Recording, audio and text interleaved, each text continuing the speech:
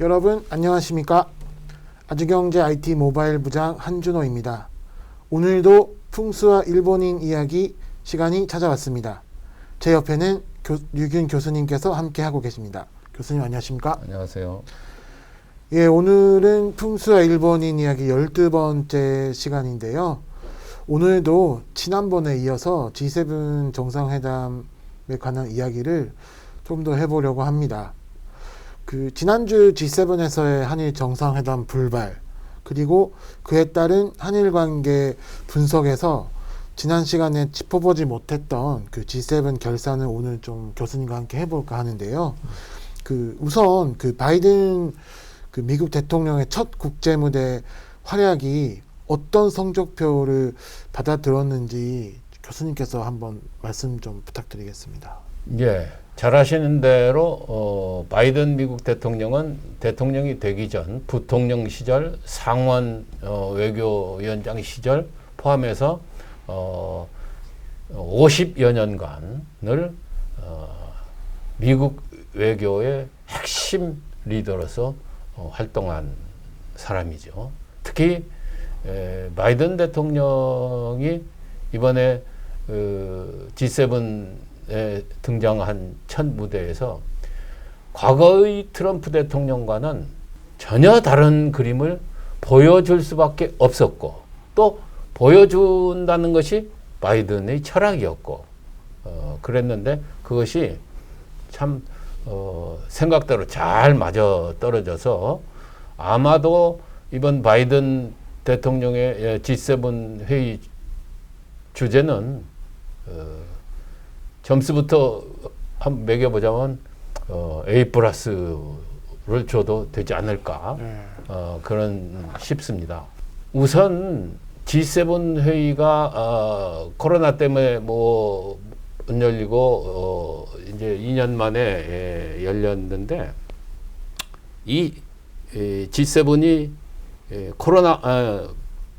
트럼프 대통령 때는 그야말로 유럽의 선진국, 특히 독일과 이탈리아는 노골적으로 중국 편을 들어서 미국 말을 듣지 않았었던 기억이 생생해요.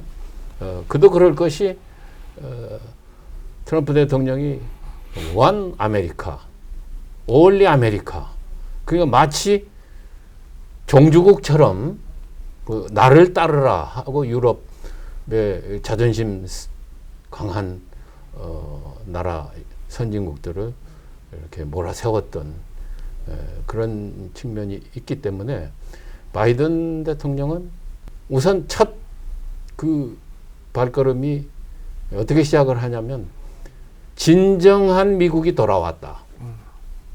그게 무슨 얘기냐면 트럼프하고는 전혀 궤를 달리한 과거의 민주주의와 상호 협력과 그런 가치를 존중한 미국으로 돌아가서 여러분들을 친구로 만나겠다.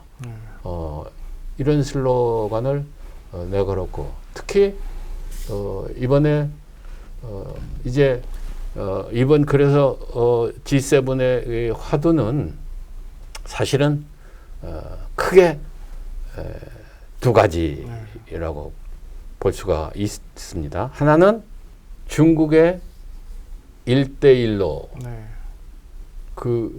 정책에 맞서는 3BW, Build Back Better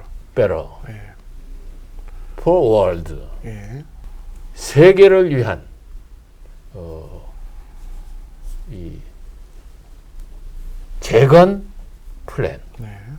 그 얘기는 다시 말해서 지금 이번에 G7에서 세계를 위한, 그러니까 아프리카라든지 저개발국인 동남아시아라든지 중남미라든지 이런 나라들에 대해서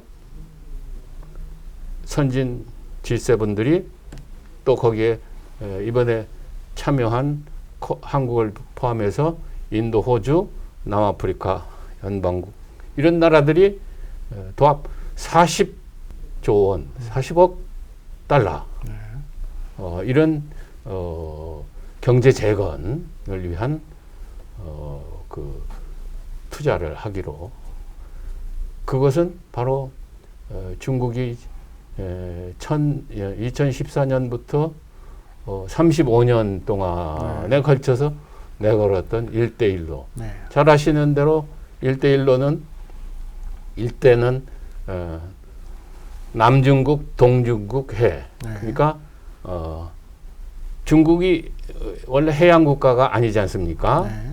근데 이제 중국이 G2가 되다 보니까 자이언트 2가 되다 보니까 이제 해양 진출의 필요성이 그것은 경제적 이유로도 그렇고 또 중국의 국가적 자존심이나 이런 것에도 밀접하게 관련이 돼 있어서 그런 것을 모색해서 동남아시아, 서남아시아, 저 너머 태평양 네. 이거에서 해상 경제 루트를 개발한다는 거 그게 일대고 일로는 우리 잘 아시는 실크로드 몽골 이 중동을 거쳐서 서구에 이르는 그런 실크로드의 개척 네.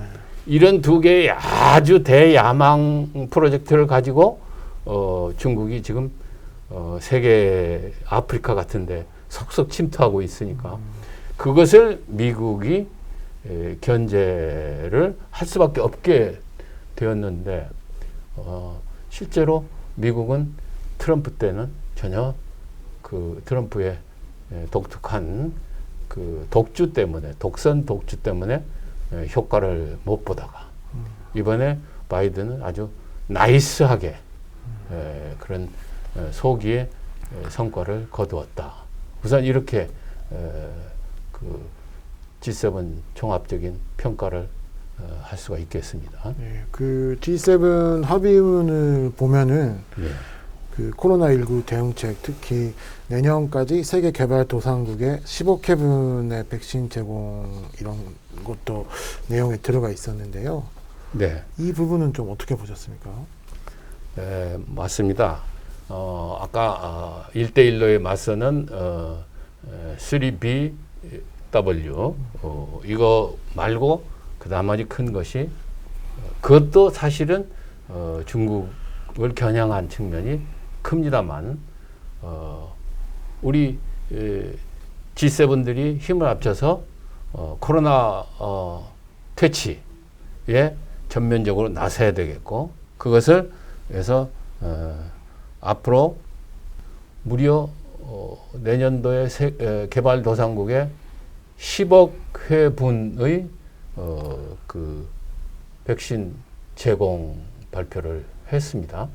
10억 회분이라고 하는 것은 적어도 5억 인구 두 차례 접종한다더라도 5억 인구를 그 혜택을 줄 수 있는 건데 10억 회분의 그 돈으로 따지면은 한 회분이 10달러 정도 된다고 합니다. 100억 불짜리 프로젝트란 말이죠. 이것도 사실은 공동성명에 이런 내용을 포함이 시켰습니다만 반면에 중국도 자체 내 뭐 백신을 개발해서 아프리카 같은데 소량 제공하고 있는 것으로 제가 압니다만은 우선 중국은 이번에 그 공동성명이 그런 게 포함이 됐어요. 우한의 실험실에서 백신이 퍼져나갔다. 무슨 야시장에서 뭐 원숭이 무슨 뭐 이렇게 해가지고 동물에게서 퍼져나간 건지 실험실에 실험하다가 퍼져나간 것이 이런 것에 대한 진상이 묻혀 있는 채로 네. 또 중국은 거기에 대해서 별다른 해명이나 과학적인 근거를 대지 않은 채로 그냥 자기 계획대로 가고 있는 것 이것에 대해서 전 세계가 의구심을 가지고 있고 아마도 코로나19 팬데믹이 지속되는 한 중국은 그 원초적인 부담에서 헤어나지 못할 거예요. 그것을 겨냥해서 딱히 중국을 겨냥해서보다는 전 세계의 개도국 국민들을 위해서 이런 코로나 대응책을 내놓았고요. 우리 문재인 대통령도 가서 통 크게 네. 그 2억 달러 기부 네. 계획을 내놓았습니다. 네. 사실 2억 달러라고 하는 것을 우리는 그냥 지나쳤지만 한국에서는 뭐야? 뭘 이거 왜 퍼줘? 이런 소리가 나올 법한 통 큰 접근이었어요. 근데 사실은 이 문재인 대통령이 이번에 가서 그 사실 G8로 자리매김 할 수 있었던 거는 바로 코로나 대응이었습니다. 네, 네. 각국의 정상들하고 모두 코로나 협력을 강화하자.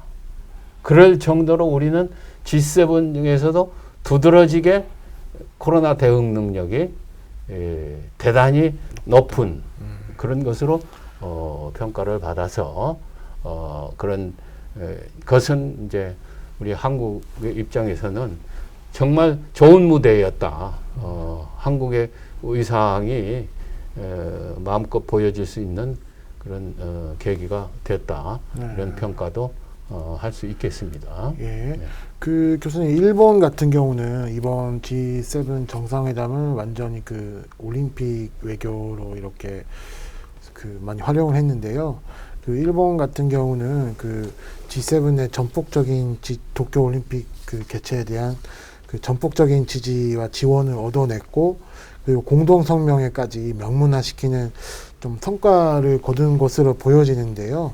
그 교수님 어떻게 보셨습니까? 예, 그렇습니다. 분명히 앞에 지난주에도 잠깐 말씀드렸습니다만은 이 일본의 초미의 그 국가적 과제는 올림픽을 잘 치르는 것이었는데 아까 우리 문 대통령이 2억 달러를 지원한다고 했는데 사실 일본은 이번에 8억 달러를 네. 내놓았습니다. 이것은 올림픽을 잘 치르려는 일본의 의지의 표현이고, 우리보다 사실 일본이 아직도 우리보다 앞서가는 나라인 것은 우리의 4배 가까운 그런 거액을 G7에서 발표를 했죠. 좀 지나간 얘기입니다만은 지난번 그때는 우리가 고작 정부가 내놓았던 것이 2천만 달러였습니다. 무려 2년 만에 10배의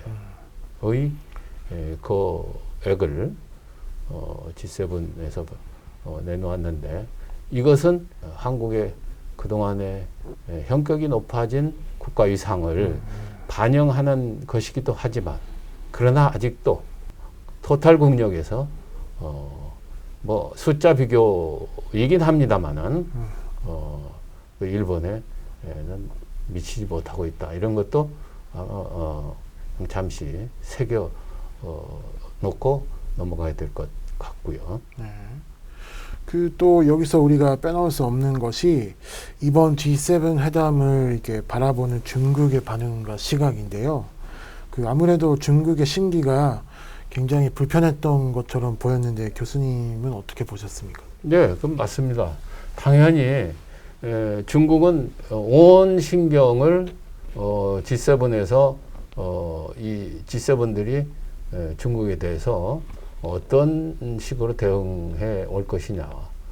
실제로 중국은 지난번 아까 잠깐 말씀드린 것처럼 트럼프 대통령 시절에는 그 G7 간에도 트럼프의 무모한 독선 때문에 그 의견이 갈라지는 그런 분열상을 보였기 때문에 이번에도 뭐 그게 크게 달라지지 않을 것이다 라고 낙관적인 예상을 했었는데 생각보다 훨씬 더 노련한 바이든 대통령의 그 외교 정말 장인이라고 그럴까? 네. 답게 중국의 그 어찌 보면 외교적으로 코너에 몰아넣는 그런 공동성명에 많은 문안을 포함시켰죠. 네. 예를 들면 그 홍콩 문제, 네. 또 신장 위구르의 그 네. 강제 노동, 거기에 이제 다인종과의 소수민족인데 그걸 강제로 노동에, 그것이 지금 서구에서는 굉장히 사회 문제, 심각한 문제가 문제 제기를 하고 있는데, 그런 노동 착취 문제. 네. 네. 더 나아가서 미국이 이 트럼프 때도 그것을 굉장히 역점을 주었습니다만 그때는 채택이 안 됐던 네.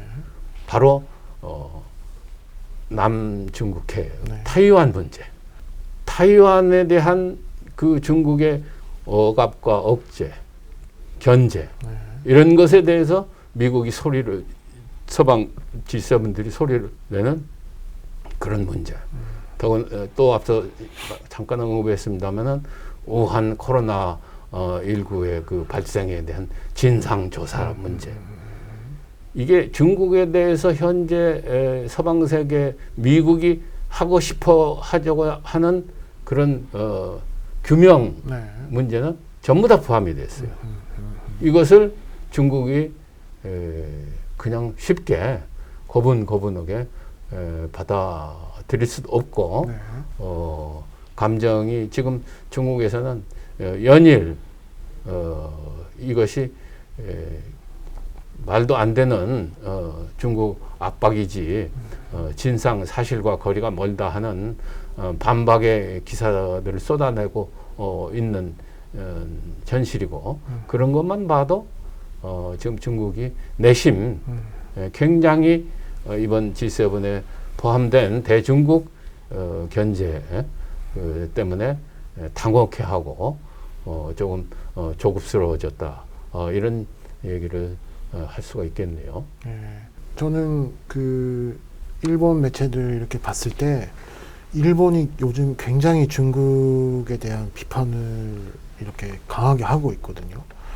근데 뭐 그거는 이 미국과 보조를 맞춘다는 이 일본의 철저한 외교 전략이기도 한데, 이렇게 또 일본이 노골적으로 또 중국을 이렇게 강하게 비판했던 적도 과거에 좀 없었던 현상이 아닌가라고 보는데, 교수님은 그 부분은 어떻게 보세요? 네, 물론 그렇습니다. 아주 타당한 지적이신데, 사실 중국에 관한 한 네. 미국과 일본은 완전히 한 몸뚱아리나 마찬가지입니다.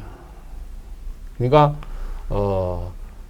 미국이 없다 한다면 G2의 지위를 뺏어간 나라가 중국이고, 네.